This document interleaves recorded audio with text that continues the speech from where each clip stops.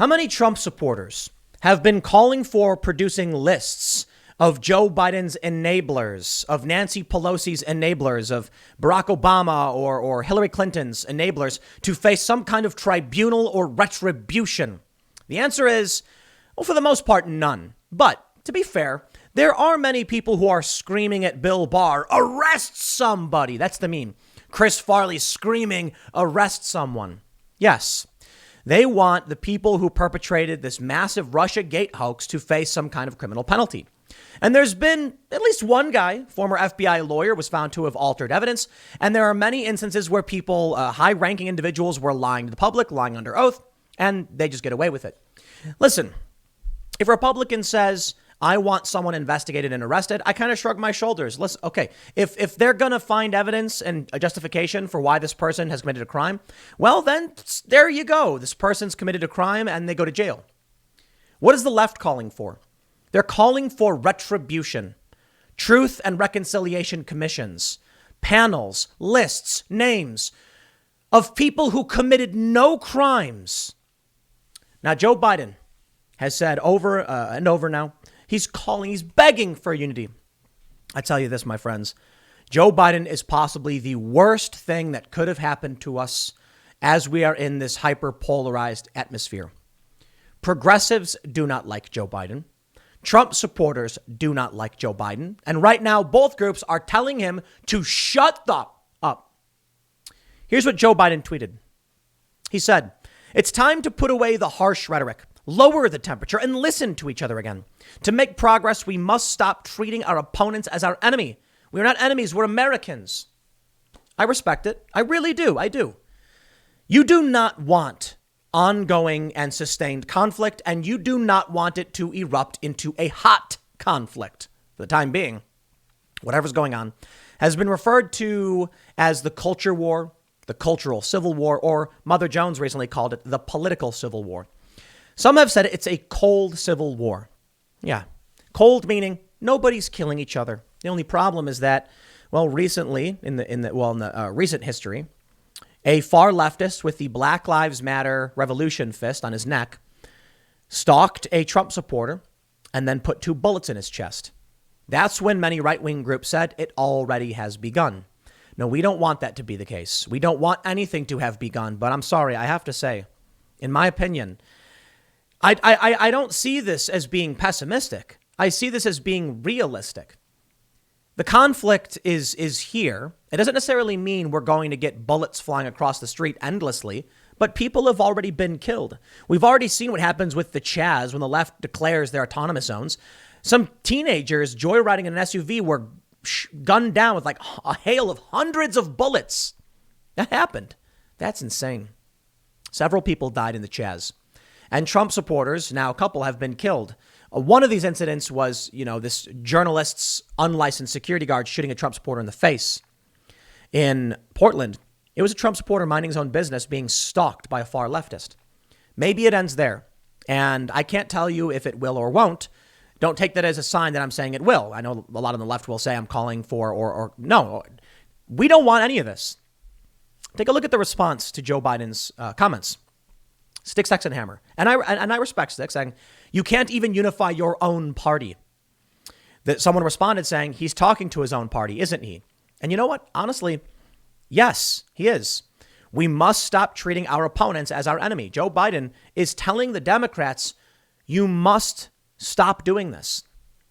Are they going to listen to him? The answer is no, because they don't like him.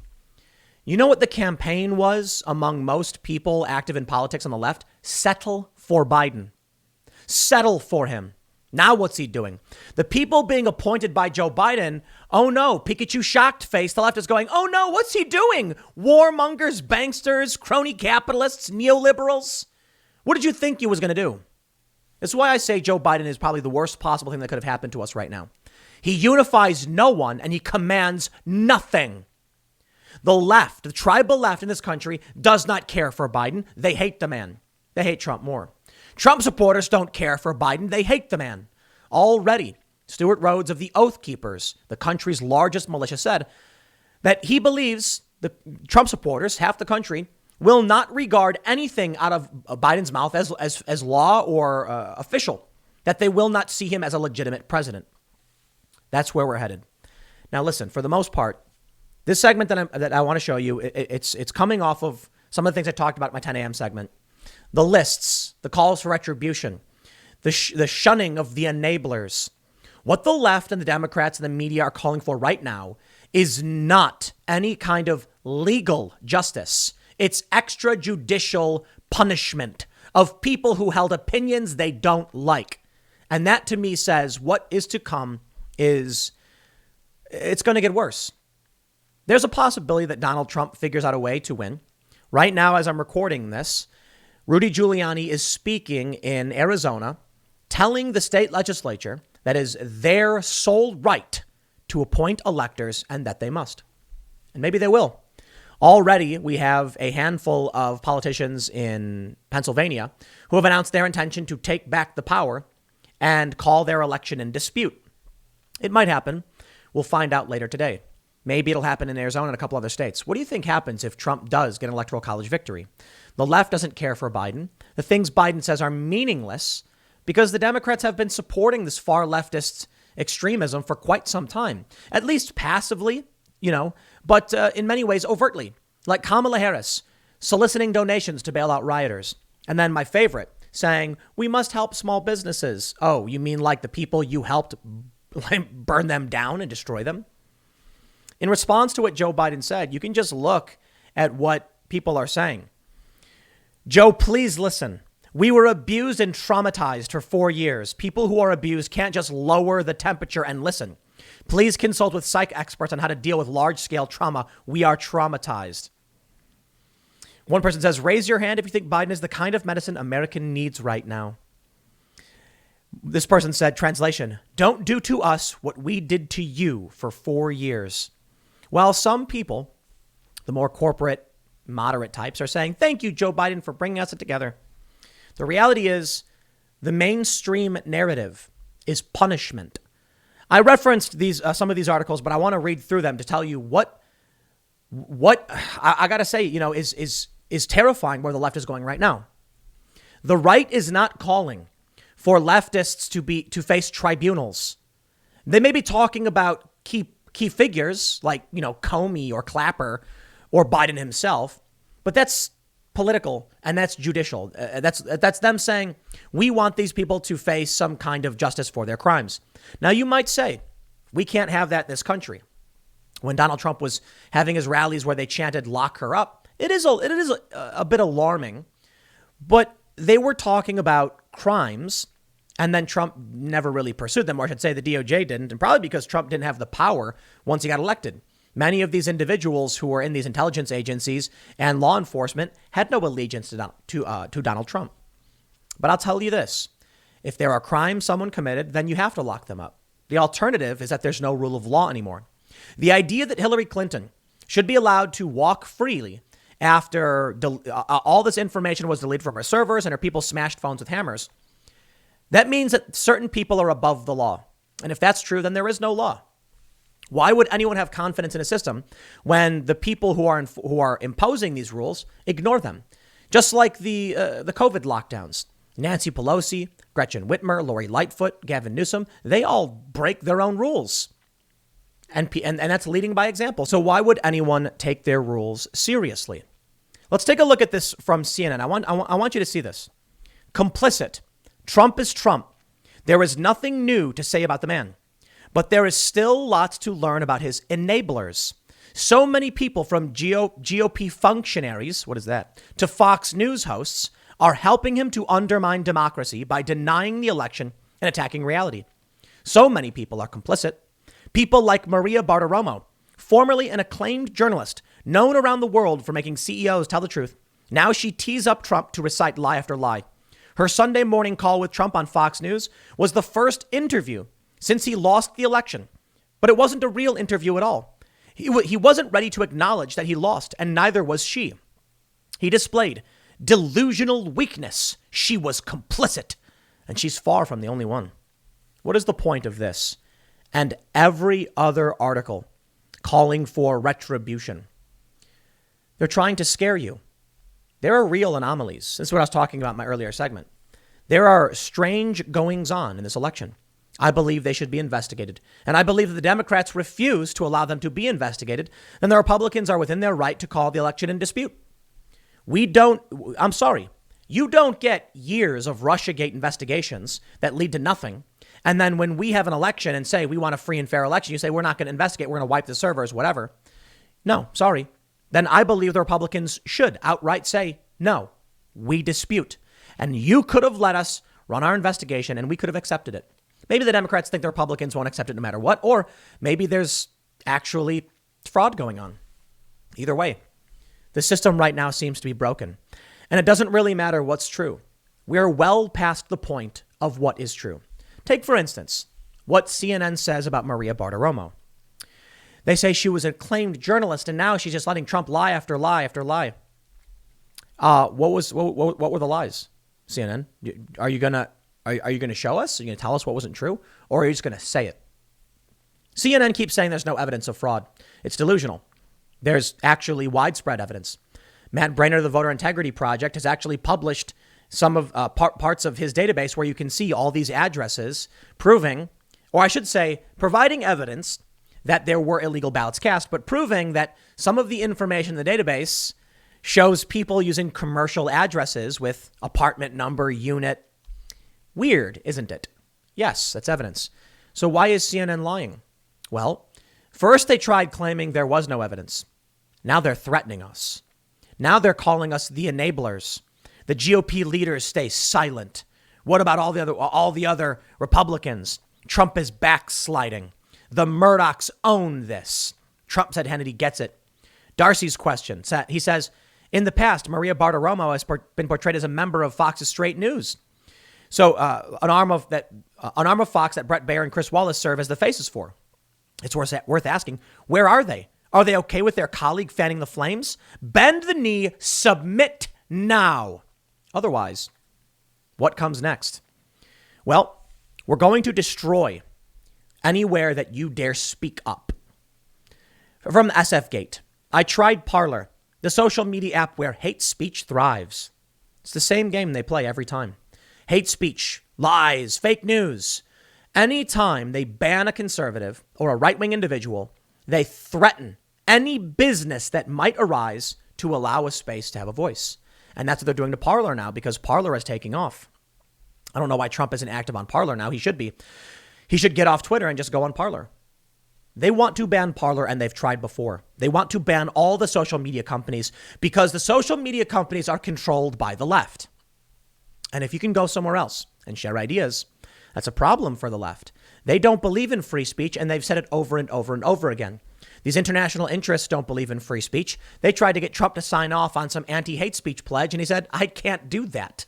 We have a First Amendment in this country. If Joe Biden is inaugurated as president, I believe you are going to see cancel culture on steroids. And it infuriates me to no end when I talk to many of my friends who are just too stupid. And they say, I can't stand cancel culture, but Trump is worse. And I tell them, if Joe Biden wins, it will get 100 times worse. You know why? Donald Trump is the guy who can say these things. And so long as he's saying a bunch of crazy stuff, I'm back here. I don't say the stuff Trump does. But once Trump is done, it's like Spider-Man holding the train with the webs. Remember from the movie? Once Trump is not there anymore to be the bombastic individual, then they're going to start calling everyone else offensive. They're going to expand what hate speech is. So Parler has a broadcast standard, meaning you can't use a lot of slurs. You can't post a lot of things. It's actually fairly strict. And they're already saying they're trying to make it seem like it's a bunch of Nazis. They want the app to be banned, and they want to create a reason to do it. I'm not entirely convinced they can. I think there's too many conservatives who are pushing back now, and the amount of people who are saying enough is just too large. But what happens if they do? It's only a matter of time. If Joe Biden wins, Chris Evans, Zach Braff will never forget Trump enablers. Braff, 45, tweeted, never forget all these enablers. And Evans, 39, followed up the next day with a tweet, remember who said nothing. The memorandums from Scrubs and Captain America Performer came at the heels of ongoing speculation from GOP voters that Trump had lost the election. Many on social media sided with the stars, while there were others who also hit back at Braff and Evans, with one Twitter user responding to Braff to never forget you're just an actor. Sure. AOC's loathsome plan to keep a list of pro-Trumpies. She said, is anybody archiving all of these posts from all of these people so we can remember? They want to subjugate, and they are the ones pushing the conflict. It is not Trump supporters that are engaging in violence for the most part. I say for the most part, but I mean like 99% of the time. It is not Trump supporters calling for tribunals. It is not Trump supporters calling for truth and reconciliation commissions for those that were misled by the deep state. They're not saying that. While many of these people may say there is a deep state, they don't blame the left for being manipulated or being wrong. They blame the intelligence institutions and the individuals who they want to see go to jail. If the Trump supporters were allowed to just keep doing what they wanted, there would be no great conflict. There would be no targeting of individuals or enablers. They would literally just arrest those that perpetrated the crimes. The left, however, doesn't believe in that system. They believe that we should take your name down. I saw this in Sweden. In Sweden, a newspaper, I believe it was Expressen. Well, it's been a long time since I covered this story, but I'll just give you the gist of it. There was a commenting service that was hacked.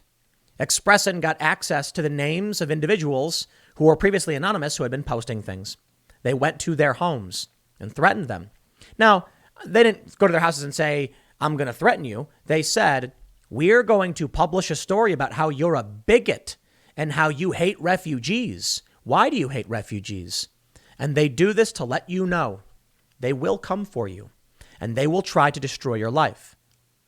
CNN's done similar. There was a guy who was like a warehouse worker, posted a meme. It's a video of Nancy Pelosi and it was slowed down. He didn't even make it. He's just some guy who saw it and then posted it. So they decided to publish who he was and where he worked. And that's the threat. We will light you up. Stochastic terrorism is what it's called. Because after your name is put on that list, Antifa, well, they know who you are. And the left won't talk about it, or the Democrats won't talk about it. Why? Because Antifa functions very well as a cudgel. They can say, we're going to keep a list of all the enablers. And then you ask, well, what do you mean a list of all the enablers? What are you going to do with that list? It's just because we don't want to work with you. And then that list will be known to Antifa, and they'll know where your business is. And when a brick goes flying through your window or your building burns down, that has nothing to do with us. That was just angry people, because freedom of speech doesn't mean freedom from consequence. I am not reading articles from various news outlets of Trump supporters saying they want retribution or tribunals. I am reading article after article of the left saying they want it, and a feckless and pathetic broken ankle Joe Biden saying, please don't do it anymore. This is what happens when someone gets elected with no charisma, no leadership skills, no ability to rally. It's going to spiral out of control. Without Trump, the head is being cut off of the chicken. Under Trump, we had conflict. We had chaos. We did. But that chaos came before Trump. Trump focused a lot of the left and the anger on Trump, and many of Trump's supporters rallied and cheered behind Trump, and the Republicans clapped and did nothing. With no Trump, assuming he doesn't find a way to win, and that seems extremely, extremely likely. Very likely. Joe Biden becomes president. We become a chicken with no head. And then I think you're going to see the left just go nuts. I mean, CNN, a prominent news network, saying that these are enablers. Meanwhile, people are calling for lists of people, and Antifa is sending out death threats. And they do it all the time, and they get away with it. Now we have this from the Washington Post. This is by Jennifer Rubin. Trump's enablers can't escape the consequences of their choices.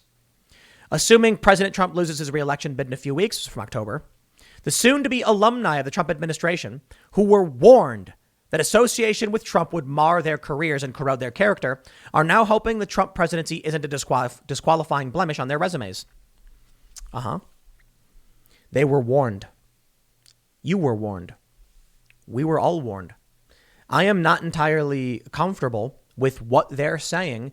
And I'll tell you this, the more they say it, the more it makes me want to double down and say Trump should do everything in his power to win period. That's it. Trump should do everything in his power to win, period. I disagree with Trump on a lot of things. I do. I think he's way better than Biden, and I don't want to see the chicken get its head cut off and then chaos just erupt. But if they're talking about tribunals, truth and reconciliation commissions, and putting people's names on lists, then the only thing that makes me feel better is Trump winning and then stopping these people. We know where these things go. We know what happens with Antifa. We've already seen now there's a group going around in Seattle. I think it's Seattle, Pacific Northwest, claiming they own the land, knocking on doors and demanding that people give up their homes. And most people say, well, almost all the people are saying GTFO. What they're doing is not illegal. They're preying upon the cult of the left. They go to your house and they say, it's our land and we'll remember you. And then what? And I don't know who these people are, what they're really associated with, but it seems like they're definitely trying to exploit everything that's going on. And that is possibly the scariest thing about this. I thought it was funny. I was watching Fox News this morning and they were talking about it and I thought it was silly. But it sounds like what they're doing is playing up to this critical race theory narrative, this intersectionalist narrative. Our land, mine, I'm taking it. We've already got talk now of land reparations for black farmers, like we've seen in other countries. And it seems like the goal of the left is what they call restorative justice. Restorative. They're going to put your name on a list. I'll tell you what worries me as well. This story. Trump loosens U.S. execution rules, allowing poison gas and firing squads. Many Trump supporters started saying, why the firing squads? Makes you think, huh? I don't know. The changes could allow for capital punishment by firing squads or poison gas instead of lethal injection. Critics say Donald Trump is trying to rush through tougher punishments before he leaves office. Well, firing squads are rather fast, I guess. So I don't know why he's doing it, but there's certainly many Trump supporters who think Trump is getting ready to take down the deep state or something, and then they're going to get lined up, I suppose. I'm not entirely convinced. It's kind of a silly thing to even talk about because I don't know where it leads. It's the rhetoric that I find disturbing that makes me feel like conflict may be around the corner. Why would Trump give up? He won't. And the leftists won't either. And even CNN's in on the game. And Joe Biden commands nothing. When he says, please don't fight, everyone laughs at him. Right now, there's a hearing going on in Arizona. We're going to get some major developments today on what's going on with the election. It might end today. I don't know. We'll see. I'll leave it there. Next segment's coming up at 4 p.m. over at youtube.com/Timcast. It is a different channel, so go to your address bar, type in youtube.com/Timcast, and press enter. Congratulations. Those of you that are still listening and didn't do it, the people who did are on a different YouTube channel from this one. And I'll tell you, man, I don't understand why it's so confusing, but I guess it is. YouTube named this channel Timcast, even though the URL is not Timcast. And I get emails every day from people saying, I don't understand why you said it's a different channel. It's like, I gave you the URL. You know what I mean? So if you want to watch, I'd appreciate it. Subscribe to the other channel. I'll leave it there, and I'll see you all at 4 p.m. Thanks for hanging out.